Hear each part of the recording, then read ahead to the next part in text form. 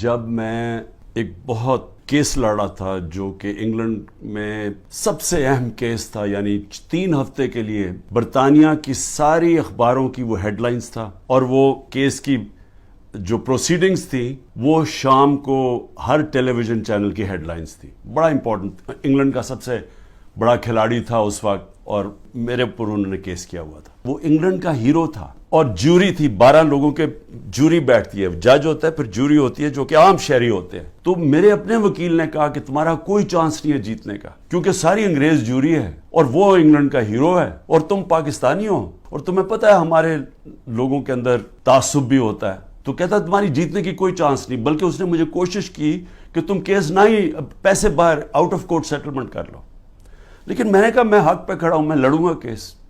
اس نے کہا تمہاری صرف 20% چانس ہے، اور یہ یاد رکھیں کہ اگر وہ میں کیس ہار جاتا تو یہ جو میں نے اپنا لنڈن کا فلیٹ بیچ کے میں یہ بنی گالا کا گھر بنایا، یہ سارا کچھ ہی چلا جاتا، کیونکہ وہ اتنا زیادہ اس کا خرچہ آتا ہے. نبی صلی اللہ علیہ وسلم نے اس لیے کہا تھا کہ وہ قومیں تباہ ہو جاتی ہیں. یہ یاد رکھیں کہ ہم تباہی کی طرف جا رہے ہیں، کیونکہ طاقتور آج قانون سے اوپر ہے. میرے بھی بڑا آسان ہے، اگر میں دنیا میں باہر جاؤں تو میں جا سکتا ہوں، میرے لیے تو عمران خان کے لیے دروازے کھلے ہیں. لیکن عام لوگوں کی میں آج بات کر رہا ہوں، آپ جب سب سن رہے ہیں، کتنے لوگ آپ باہر چلے جائیں گے؟ تو یہ تو وہ میرے نبی نے جو 1500 سال پہلے کہا، ہم تو وہ تیزی سے ادھر جا رہے ہیں. تو آج خواجہ آصف کا بیان آ گیا کہ 1 سال، ابھی 1 سال میری گورنمنٹ کو نہیں ہوا تھا، وہ کہتا تب سے سوچ رہا تھا کہ اس کو گرانے کا. بھئی تمہاری اس کی حیثیت کیا تھی؟ الیکٹ کر کے میں آیا ہوں، پبلک کے ووٹ سے میں آیا ہوں، ذمہ داری میری ہے، لیکن اس نے فیصلہ کر لیا. اور یہ یاد رکھیں کہ یہ جو آج ہو رہا ہے یہ ملک کے ساتھ، یہ سب سے بڑا جنرل باجوہ اس کا ذمہ دار ہے. ہم نے فیصلہ کیا، حالانکہ وہ سوچیں 10,000 لوگ ہمارے جیلوں میں ہیں، عمران خان کے اوپر 180 کیس ہو چکے ہیں، پہنچ گئے ہیں 180 تک. ہماری سینئر لیڈرشپ جیل میں ہے، لوگ انڈر گراؤنڈ میں گھر توڑ رہے ہیں، ان کے ہر قسم کا ان کی بزنسز بند کر رہے ہیں. اس کے باوجود اپنے ملک کے لیے ہم نے کہا ٹھیک، ہم یہ اگریمنٹ کرتے ہیں تاکہ ملک نہ بیٹھے. نواز شریف نے اسمبلی میں کہا ہاں یہ ہیں ہمارے فلیٹس مانے، اور کہا یہ ہیں ذرائع کہ جس کے ذریعے میں نے خریدے. جب عدالت میں کیس شروع ہوا تو وہ ادھر سے اور کہانی بدل گئی، وہ ذرائع غائب ہو گئے. اس نے کہا جی قطری کھاتا آ گیا کہ جی قطریوں نے ہمیں یہ کوئی ڈیل ہوئی تھی، کوئی قطریوں سے ڈیل ہوئی تھی تو انہوں نے ہمیں یہ مفت کے دے دیے فلیٹ. یہ اس کے بعد یہ کہانی آئی. پھر اس کے بعد کلیبری فونٹ آ گئی. عدالت کے اندر مریم نواز نے جھوٹ بولا، کیونکہ وہ جو جس فونٹ جس سے جو لکھی گئے تھے کانٹریکٹ، جو اس نے اپنے بھائی کے ساتھ کانٹریکٹ دکھایا، وہ جو اگریمنٹ تھی وہ ابھی تک ایجاد ہی نہیں ہوئی تھی. جب اس نے وہ 2007 میں ہوئی، انہوں نے 2006 میں، کیونکہ جعلی کانٹریکٹ تھا. جھوٹ کی سیدھی 3 سال سزا ہوتی ہے. وہ کچھ بھی نہیں ہوا. وہ مان گئے کہ ہمارے فلیٹ ہیں. عدالت اب یہ پوچھتی ہے ان سے کہ جناب بتائیں، آپ ثابت کریں، نیب کو کہتی ہے کہ آپ ثابت کریں کہ یہ واقعی ان کے فلیٹ ہیں. وہ رہ رہے ہیں وہاں 30 سال سے یا 25 سال سے، وہ مان گئے ہمارے فلیٹ ہے، لیکن عدالت کہتی ہے نیب کو کہ آپ ثابت کریں کہ کیا واقعی ان کے فلیٹ ہے. شہباز شریف کیس سے کیسے نکلا؟ شہباز شریف کیس سے ایسے نکلا کہ انہوں نے پہلے تو جناب آتے ساتھ ہی FIA کا سربراہ تبدیل کیا، کیونکہ جنرل باجوہ نے اس کو اوپر لا کے ہمارے اوپر مسلط کر دیا. جب انڈر ٹرائل تھا، شہباز شریف اور اس کے بیٹے انڈر ٹرائل تھے، تو جب ہماری گورنمنٹ کرائی اس کو اوپر بٹھا دیا آ کے.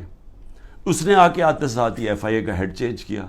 اسے پرسیکیوشن کو چینج کیا، جو پروسیکیوشن تھی اس کو چینج کیا. انہوں نے جو پہلے انویسٹیگیشن کر رہا تھا، مسٹیریسلی ڈاکٹر رضوان کو پہلے ہٹایا اور وہ ہارٹ اٹیک سے مر گیا. اس کے بعد مقصود چپڑاسی مر گیا ہارٹ اٹیک سے.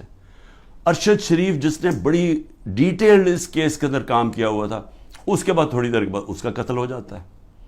اور کوئی جج بھی انویسٹیگیٹ نہیں کرتا کہ جناب ڈاکیومنٹری ایویڈنس والیومز پڑی ہیں ان کی انویسٹیگیشن میں، وہ بھی ختم ہو جاتی ہے. ادھر سے نیب کا ہیڈ چینج کرتے ہیں. نیب کا ہیڈ جب چینج کرتے ہیں آفتاب سلطان، تو میں آج اس کو سلام کرتا ہوں کہ وہ جب آیا تو اس سے جب غلط کام کروانے کی کوشش کی، اس نے کہا میں نہیں کرتا، اور اس نے ریزائن کیا.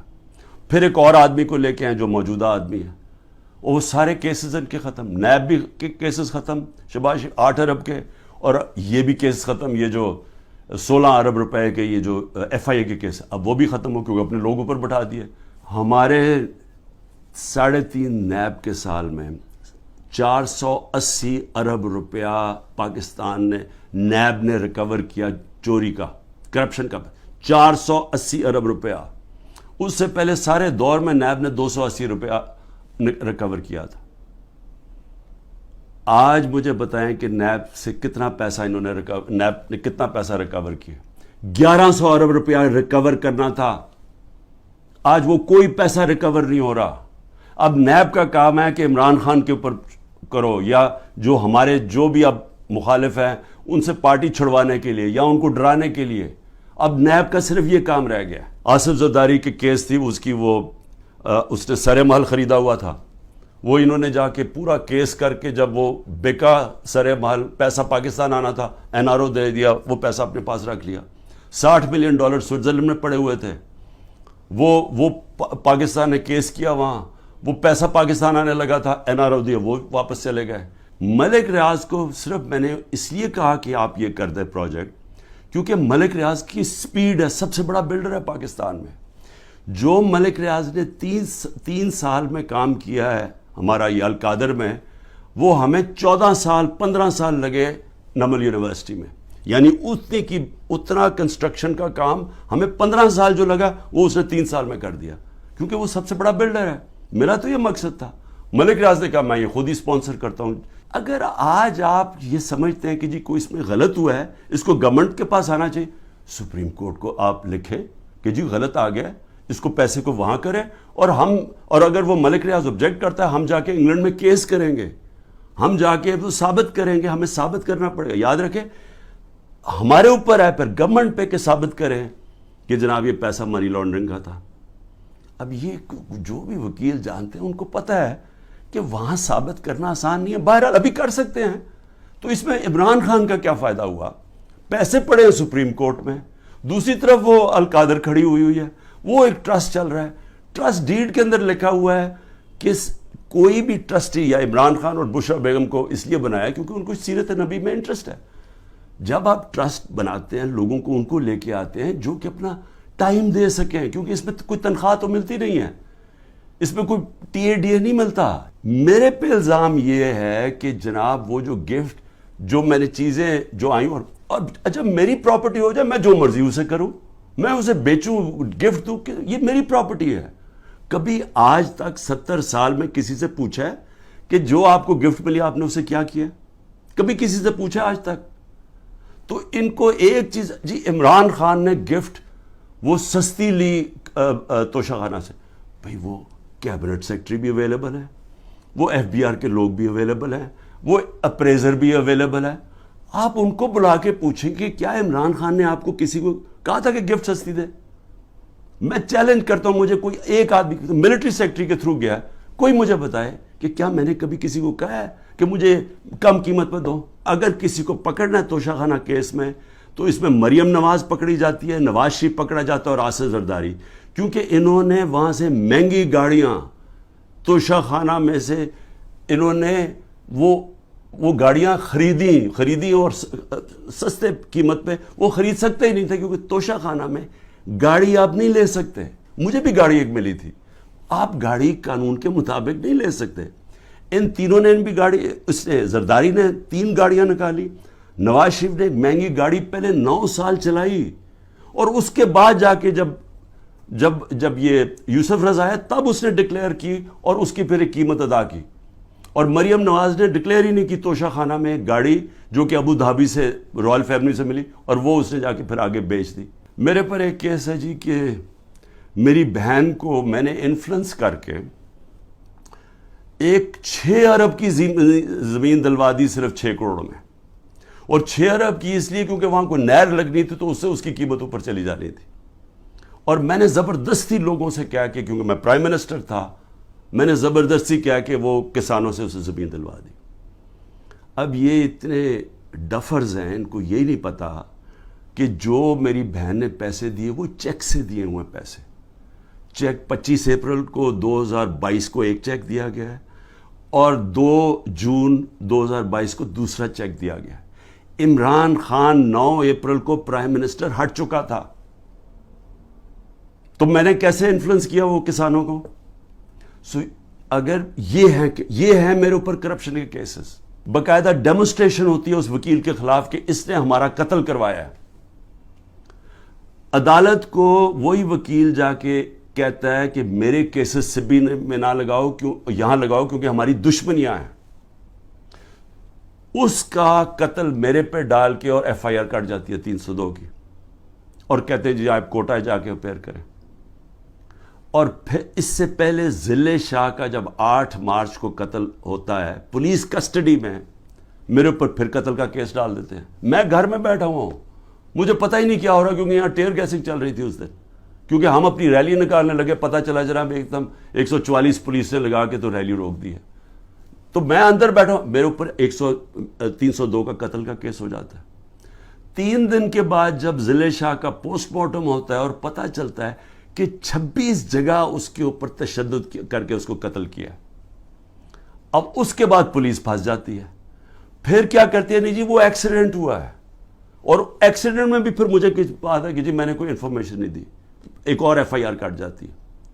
تو میں آپ کو صرف یہ بتا رہا ہوں کہ یہ جو قتل کرنے کا کیس ہے، یہ یاد رکھیں کہ یہ پہلے سے یہ جو اوپر بیٹھے ہوئے ہیں یہ پرانے گاہک ہیں، یہ لوگوں کو قتل کروانے کے یہ ہیں، یہ شہباز شریف خاص طور پہ، اور یہ جو لوگوں کے اوپر جھوٹے کیسز کرنے کے یہ ماسٹر ہیں اس کے۔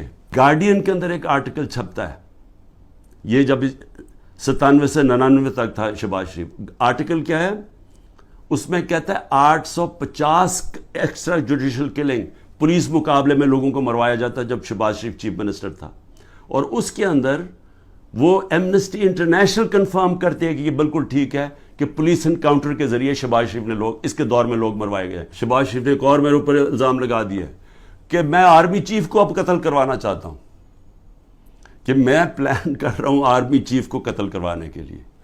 اور دیکھیں وہ جو ہوتا ہے نا، وہ کہتے ہیں کہ ایک انگریزی میں ہے کہ takes a thief to catch a thief, یعنی چور جو ہوتا ہے وہ چور کو پکڑ سکتا ہے کیونکہ چور چور کی طرح سوچتا ہے، کیونکہ یہ ساری زندگی یہ جرائم پیشہ لوگ ہیں، یہ اس کو پتہ ہے کہ عمران خان کوئی قتل نہیں کروانا ہے، ان کو پتہ ہے کہ نہ میں سب کو کوئٹہ کو پتہ ہے نہ میں نے اس کو قتل کروایا نہ یہ ضلع شاہ کو، لیکن یہ جھوٹے الزام لگانے کے یہ ماسٹر ہے۔ الیکشن کمیشن کے باہر مظاہرہ ہو رہا ہے، اس کے اندر کچھ آپس میں کچھ ہوتا ہے، مجھے کیا پتا، عمران خان کے اوپر دہشت گردی کا پرچہ، مریم نواز کی ویڈیو ہیں سب کے پاس کہ یہ جا کے یہ جب اس کی پیشی ہوتی ہے نیب کے اندر تو پتھراؤ کرتے ہیں، نیب کے اوپر گاڑی بھری ہوتی ہے جس میں پہلے پتھر لے کے جاتے ہیں، پتھراؤ ہوتا ہے، کوئی کیس ہوا اس کے اوپر؟ 9 مئی کو اغوا کیا گیا تھا، وہ غیر قانونی اور غیر آئینی تھا، یہ سپریم کورٹ کا فیصلہ ہے۔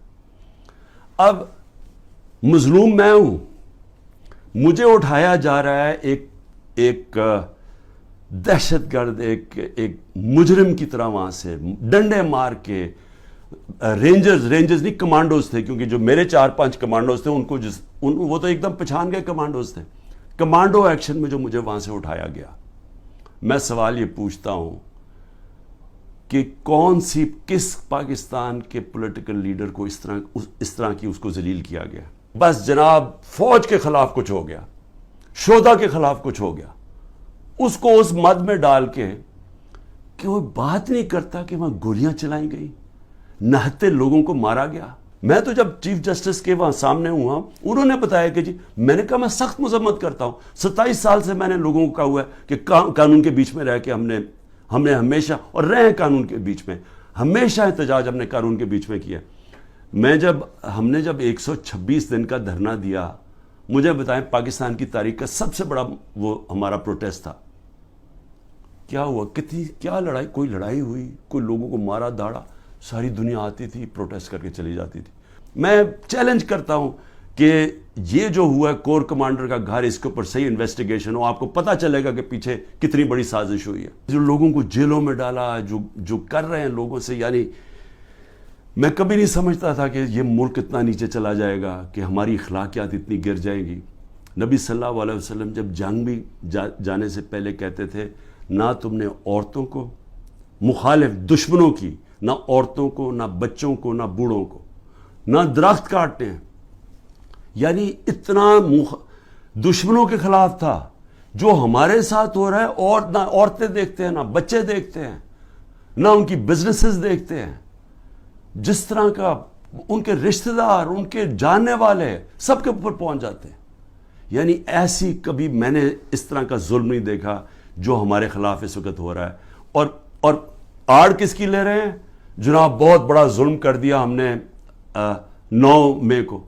تو 9 مئی کو جو میرے سے ظلم ہوا، جو شروع ہی ہوا، جس کی وجہ سے سارا کچھ ریاکشن ہوا، اس کے اوپر تو کوئی انکوائری بھی نہیں ہوئی. ہر دوسرے دن ایک نیا دہشت گردی کا کیس بن جاتا ہے، جو 180 تک پہنچ چکا ہوں. اور یہ اب ممکن ہی نہیں ہے میرے لیے کہ میں ساری جگہ بھاگا پھروں. کوئی میاں والی میں کیس ہے، فیصل آباد میں کیس، جدھر جی وہ 9 مئی کا بنا کے جس کو کیسز ہے.